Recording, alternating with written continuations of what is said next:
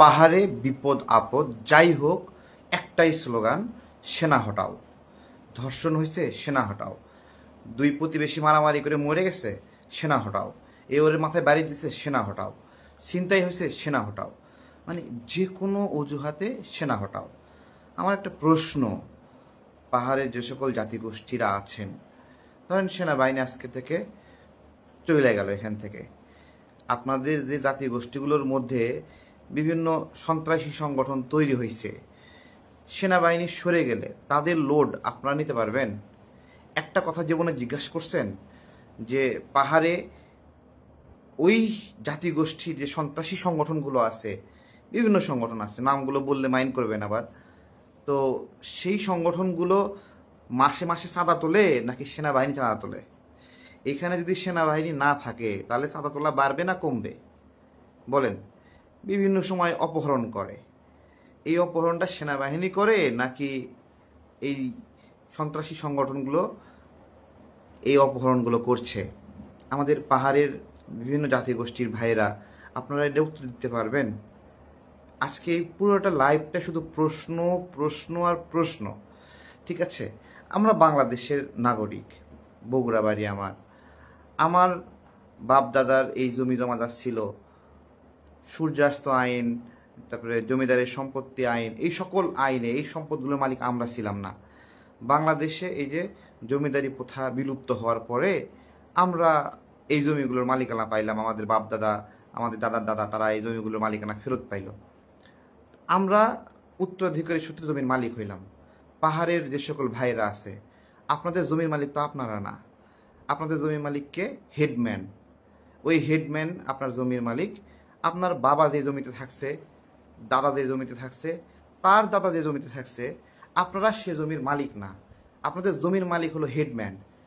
জীবনে কোনোদিন আন্দোলন করছিলেন যে সমতলের ভাইরা জমিদারি প্রথা বাতিল হওয়ার পরে যেভাবে জমির মালিক হয়েছে, আপনারা হেডম্যানের হাত থেকে কেন মুক্তি পাইলেন না?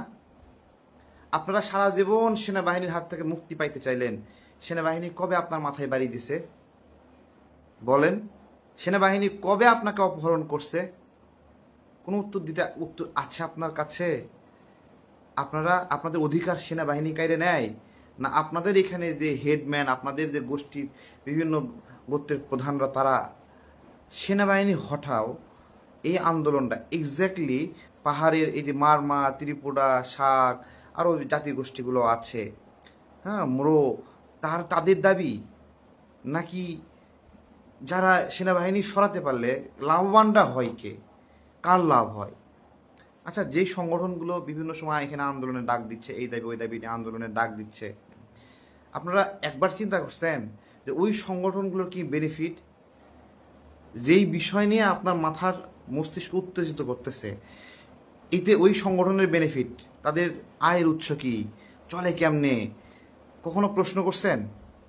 উত্তর নাই আপনার কাছে। আজকে আমি কথা বলি, আসার সময় ওই মোটরসাইকেল নিয়ে আসতেছিলাম, আমাকে যে ড্রাইভ করে দিচ্ছিল তার লাইসেন্সটা নবায়ন করা হয়নি, এই সদ্য শেষ হয়ে গেছে। সেনাবাহিনী ধৈর্য আটকায় জরিমানা করছে। তো আমার দেশের সেনাবাহিনী, আমি আইন ভঙ্গ করছি, আমাকে রামপুরায় আটকায় জরিমানা করছে। তাহলে আমারে যদি জরিমানা করতে পারে ওই সেনাবাহিনী এখানে রামপুরা যদি থাকতে পারে, তাহলে খাগড়াছড়ি, বান্দরবনে আপনারা কি হয়েছেন, ওখানে সেনাবাহিনী থাকবে না? আমার বগুড়ার দুটা ক্যান্টনমেন্ট, একটা হলো বিপ্লব ক্যান্টনমেন্ট আর মাঝেরা ক্যান্টনমেন্ট, আর একটা হলো জাহাঙ্গীরনগর ক্যান্টনমেন্ট। তাহলে ওইখানে যদি বগুড়ায় যদি ক্যান্টনমেন্ট থাকতে পারে, এটা বান্দরবনে থাকবে না কেন? বাংলাদেশের বাহিরে আপনারা। আমি সেনাবাহিনীকে আতঙ্কিত হই না, সেনাবাহিনী দেখে আতঙ্কিত হই না, আপনি কেন আতঙ্কিত হন? উত্তর আছে কোনো? সেনাবাহিনী দেখে আতঙ্কিত কি হবে? যে সন্ত্রাসী, যে ভিন্ন কিছু করতে চায়, আপনি 1 কেজি মুরগি, 2 কেজি মুরগি, 3 কেজি মুরগি কেনেন, আপনাকে বাহা যায় না। কি করতেছে? 10 কেজি মুরগি কেনার সময় আপনাকে জিজ্ঞাসাবাদ করতেছে যে আপনি কেন 10 কেজি মুরগি কিনবেন? কারণ আছে না? 10 কেজি মুরগি তো একটা ছোটোখাটো ক্যাম্পের প্রয়োজন হয়, আপনাকে জিজ্ঞাসাবাদ করবে না যে 10 কেজি মুরগি আপনি কেন কিনছেন? ওইখানে কি জিজ্ঞাসাবাদ করার মতো পরিস্থিতি নাই? ওইখানে মেশিন নিয়ে ঘোরে না, অস্ত্র নিয়ে ঘোরে না। ওই অস্ত্র দিতে তো সেনাবাহিনী মানে না, ওই অস্ত্র দিতে তো আপনার পাহাড়ের ওই ত্রিপুরা, মারমা, চাকমা, শাক, তামরো, গারো, তাদেরকেই তো জিম্মি করে নাকি? বলেন। পাহাড়ে বাঙালি বসবাস করে, অবাঙালি বসবাস করে, বিভিন্ন জাতিগোষ্ঠী বসবাস করে। আচ্ছা, একটা সমীক্ষা করেন তো যে এখানে বাঙালিরা বেশি সমস্যায় আছে নাকি পাহাড়ের বিভিন্ন জাতিগোষ্ঠীরা সমস্যায় আছে? বলেন তো। পাহাড়ে আপনিও থাকেন, একজন বাঙালিও থাকে, তাই না? বাঙালি সে কোটা পায়? বলেন, চাকরির নিয়োগে কোটা পায়?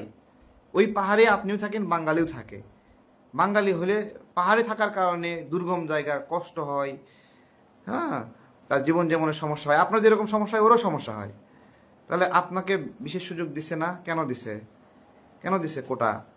যে আপনি যেন নিজেকে আগায় নিতে পারেন। আপনার জনসংখ্যার অনুপাতে আপনাকে আরও বেশি আগায় নেওয়ার জন্য আপনাকে স্পেশাল প্রিভিলেজ দেওয়া হচ্ছে। রাষ্ট্র আপনার উপর দয়া করছে, রাষ্ট্র আপনাকে ভালোবাসা দিচ্ছে, রাষ্ট্র আপনাকে সোশ্যালাইজ করার জন্য চেষ্টা করছে। আজকে একটা হিসাব দিব পাহাড়ের ভাইরা, মানে ওই যে ছোট ছোট যেই সংগঠনগুলো উস্কানি দিচ্ছে, তেল অনেক বেশি হয়ে গেছে, তো একটা তেল ঝরানোর গল্প শোনাই, তাহলে ভাল লাগবে আপনাদের। তেল ঝরানোর গল্প শোনাই, খুব ভাল লাগবে। আপনি যেই পাহাড়ে বসবাস করতেছেন, ঠিক আছে, বাংলাদেশের যে সীমানা, এই সীমানার এই পাশে মাথাপিছু আয় $3000 আর সীমানার ওই পাশে মাথাপিছু আয় $800। ঠিক আছে, মানে আপনি যদি ত্রিপুরা হন, ত্রিপুরা বাংলাদেশ সীমান্তে যদি হন, তাহলে আপনার মাথাপিছু আয় কত? $3000। আর ওই পারে গেলেই $800, তাই না? তো আপনি ওই পারে ত্রিপুরারাই যদি ভালো থাকে, তাহলে ওদের মাথাপিছু আয় $800 কেন? এই পাশে ত্রিপুরারা, ওই পাশে চাকমার মাথাপিছু আয় 850 কেন? এই পাশে চাকমার মাথাপিছু আয় 3000 কেন? বলেন। যদি আমরাই আপনাদের উপর জুলুম করি, আপনারাই আপনাদের উপর খারাপ আচরণ করি, ধরেন একটা কাজ করি, আপনাদের ওখানে পুরাটা ব্যারিকেড দিয়া একটা ল্যান্ডলক এলাকা হয়ে গেল, সেই এলাকার মধ্যে আপনারাই শুধু বসবাস করেন, আর আপনার ওই পাশে ইন্ডিয়া, $850 ওদের জীবনযাপন, ওদের সাথে আপনাদের মিলাই দিলাম যে আপনারা সব এক জায়গায় হয়ে গেলেন। বাংলাদেশের এই অঞ্চলের কোনো নাগরিক আপনাদের ওখানে পা দিবে না। 2 মুঠো খাইতে পারবেন? পাহাড়ের অর্থনীতি চলে কিভাবে? সমতলের মানুষরা সারা বছর ধরে ইনকাম করে, সেই ইনকামের একটা অংশ, উচ্ছিষ্ট অংশ অথবা অতিরিক্ত অংশ, তার শখ হয়, আহ্লাদ হয়, পরিবার নিয়ে পাহাড়ে যায়। পাহাড়ে গিয়ে যেই 1 মাসে সে $5000 খরচ করে, সে ওইখানে 2 দিনে গিয়ে $10,000 ব্যয় করে আসে। সেই টাকার অর্থনীতি দিয়ে আপনার অর্থনীতি সচল হয়। সব বন্ধ করে দেন, সমতলের সাথে সম্পর্ক লাগবে না, একা একা চলেন, খান ওই যে ইন্ডিয়ার সাথে খান, $850 জীবনযাপন নেন। হিসাব মিলাতে পারবেন তো? মিলাতে পারবেন? বলেন। সিলেট, এই বাংলাদেশ যখন সৃষ্টি হয়, সেই সময়, সেই পশ্চিম পাকিস্তানের সময়, সিলেটের এই অংশটা আমাদের মানচিত্রের মধ্যে ছিল না, আমাদের মধ্যে ছিল না। তো সিলেটের নাগরিকরা চিন্তা করলো যে তারা বাংলাদেশের সঙ্গে যুক্ত হবে, এবং গণভোট আয়োজন হলো। সেই গণভোটে সিলেট বাংলাদেশের সঙ্গে যুক্ত হয়ে গেল। আজকে সিলেটের মাথাপিছু আয় কত? সিলেটের মাথাপিছু আয় $3000 উপর, প্রায় $4000 মতো। আর ওই পাশে ভারতের ওই অংশে, বরাক নদীর ওই পাশে মাথাপিছু আয় 900, 1000, 1050 এইরকম। তো বাংলাদেশ যদি অলাভজনক হয়, বাংলাদেশের সঙ্গে যদি থাকতে ভালো না লাগে, যদি আলাদা ইন্ডিয়ার সঙ্গে যদি সম্পর্ক করতে ভালো লাগে, তো যান, সব লক করে দেন, এই পাশ থেকে রইলে আপনারা থাকেন। তো এগুলো যেগুলো সরকারকে বলবো যে পাহাড়ে সব এনজিও বন্ধ করে দেন, এনজিও বন্ধ করে দেন। এরা শিক্ষার নামে, চিকিৎসার নামে, সমাজসেবার নামে, আমার কথা বুঝতে পারছেন? আমার স্পষ্ট কথা যে পাহাড়ে সব এনজিও বন্ধ করে দেন। এরা শিক্ষার নামে, চিকিৎসার নামে, সমাজসেবার নামে দুনিয়ার শয়তানিতে মত্ত। এদের ভালো কোনো কাজ নাই। ওই বলতেছে শিক্ষা দেবে, কিন্তু ওখানে দাঁড়িয়ে ওই দেশ বিরোধী ষড়যন্ত্র লাগাতেছে, ওখানে অস্ত্র কিনতে অর্থায়ন করতেছে, এই করতেছে, ওই করতেছে। একটা এনজিওর ফাংশন দরকার নাই, একটা এনজিওর। আজকে আমি একটা হিসাব দেই যে এনজিওগুলো কাজ করতেছে এখানে, খ্রিস্টান মিশনারি বিভিন্ন এনজিও বিভিন্ন কাজ করতেছে। পাহাড়ে আপনি ইসলামের দাওয়াত দিতে দেবেন, ঠিক আছে, আপনি দিতে পারবেন না। একটা মসজিদ বানাতে গেলে আপনি দুনিয়ার বাধার সম্মুখীন হবে। ওমর ফারুককে মরতে হয়েছে না এই পাহাড়ে মুসলমান হওয়ার কারণে? মরতে হয়েছে না? তাহলে পাহাড়ের মানুষের ধর্ম কি হিন্দু, না বৌদ্ধ, না খ্রিস্টান, নাকি মুসলিম? তাদের নিজস্ব আলাদা আলাদা পৈতৃক ধর্ম আছে।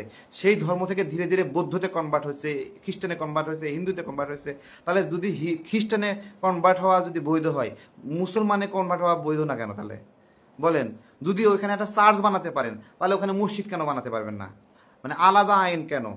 মানে খ্রিস্টানিজমের জন্য সহজ আর ইসলামের জন্য কঠিন কেন? ওখানে বাংলাদেশের মধ্যেই তো একটা অংশ, বাংলাদেশেরই তো ভূমি, বাংলাদেশেরই তো টেরিটরি, তাহলে এইখানে ওমর ফারুককে কেন মরতে হলো? এই ব্যাখ্যাগুলো কেউ কোনোদিন দিতে পারবে? এখানে বাঙালিরা বেশি নিপীড়নের শিকার হয় নাকি পাহাড়ের বিভিন্ন জাতি গোষ্ঠী মানুষরা নিপীড়নের শিকার হয়? কাদের জীবন বেশি ঝুঁকিতে থাকে? গড় মৃত্যুর হার, গড় খুনের হার, কারা বেশি খুনের শিকার হয়েছে, কারা বেশি অপহরণের শিকার হয়েছে? কেউ কোনোদিন উত্তর দিতে পারবে? কারো কাছে পরিসংখ্যান আছে?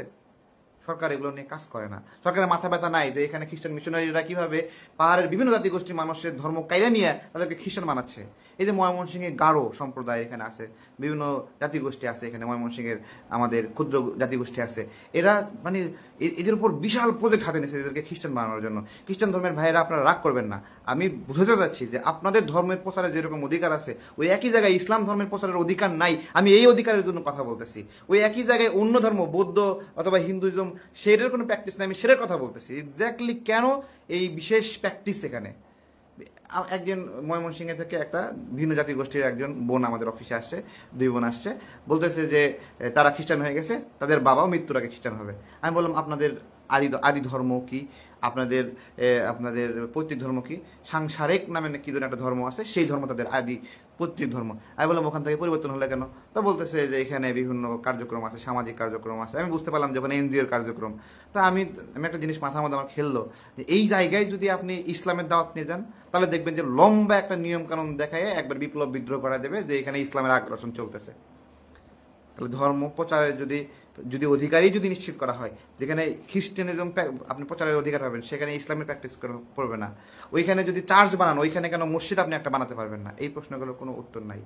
পাহাড় নিয়ে আমি, পাহাড় জাতীয় গোষ্ঠী ভাইয়েরা আমার আজকের এই ভিডিওতে মাইন্ড করবেন হয়তোবা, আমি একটা কথা বলবো যে আপনাদের একটা সমস্যা যে হলো আদিবাসী সমস্যা, তাই তো?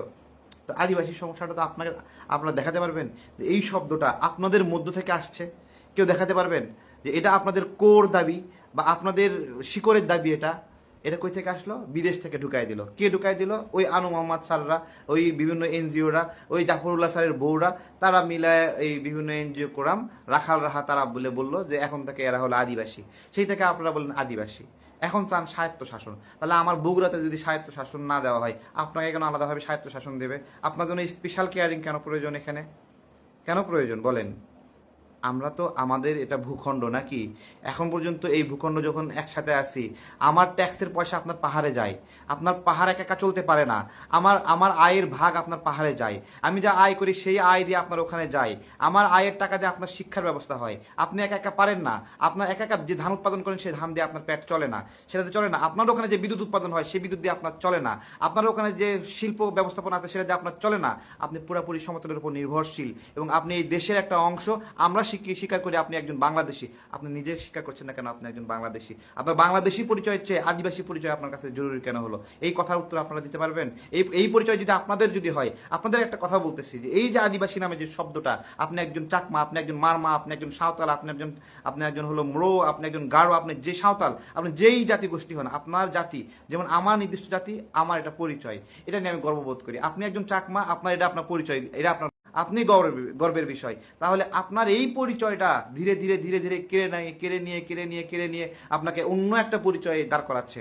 আপনার পুরো পরিচয় ক্ষতিগ্রস্ত আমরা করছি, নাকি ওই এজেন্ডা নিয়ে যারা আছে তারা আপনার পরিচয়টা আমি নষ্ট করতেছি, না ওই এজেন্ডা নিয়ে যে আসছে সে আপনার পরিচয় নষ্ট করতেছে? তাহলে আপনার ধর্মটার উপর আমরা আঘাত করছি, নাকি ওই বিদেশে বিভিন্ন মিশনারি এনজিও তারা আপনার ধর্ম আপনাকে পরিবর্তন করে ভিন্ন পথে নিয়ে যাচ্ছে? বলেন বলেন, এখানে প্রমাণ দিতে পারবেন? আমরা প্রমাণ দিতে পারবো যে অসংখ্য এনজিও এখানে অর্থের বিনিময়ে আপনার ধর্ম পরিবর্তন করাচ্ছে, লোভ লালসা বিভিন্নভাবে বিভিন্ন প্রজেক্ট প্রকল্প নিয়ে এসে এখানে চার্চ বানাচ্ছে, গির্জা বানাচ্ছে, বানাচ্ছে না? অস্বীকার করতে পারবেন? কোনো কিছু দলিল নাই, প্রমাণ নাই এগুলোর।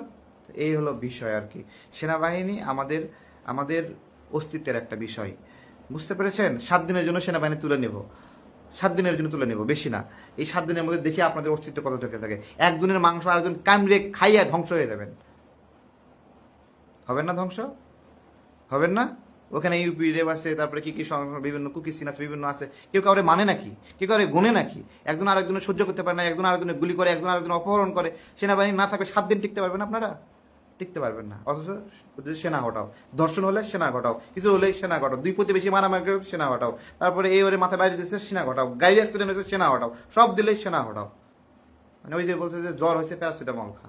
হ্যাঁ, সর্দি হচ্ছে প্যারাসিটামল খাও, ক্যান্সার হচ্ছে প্যারাসিটামল খাও, ব্রেকআপ হচ্ছে প্যারাসিটামল খাও, ওই জন্য সেনা হাঁটাও, এরকম একটা অবস্থা তৈরি করেছে। তো এগুলো কি বলবো আর, বিভিন্ন আমাদের কথা আমাদের মতো করে বললাম, শুনলে শুনলে ভালো, না না শুনলে না, আর কি করার আছে, চলতেছে চলুক গাড়ি, আমরা কি করবো আর।